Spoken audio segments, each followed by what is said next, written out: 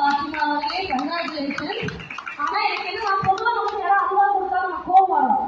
ஆனா அல்வா கொடுத்ததுக்கு இம்ப்ரெஸ் ஆகி நம்ம செஃப் வந்து அவங்க பாராட்டியிருக்காங்கன்னா அவங்க அல்வா எந்த அளவுக்கு இருந்திருக்கு பாருங்க. முருங்கல் அல்வா பண்ணிருந்தாங்க. அதே மாதிரி இவரு பாத்தீங்கன்னா முருங்கை அந்த இது இருக்குல்ல காயில வந்து எடுத்து பண்ணியிருந்தாரு. ஒரு சின்ன விஷயம் சொன்னேன், இனிப்பு தன்மை அதிகமா இருக்கு, அதை மட்டும் பாத்துருக்கேன். ஆனா நான் பார்த்தேன் பாக்கியராஜ் சார் அதிக முருங்கை அவங்க தான் யூஸ் பண்ணியிருக்காரு.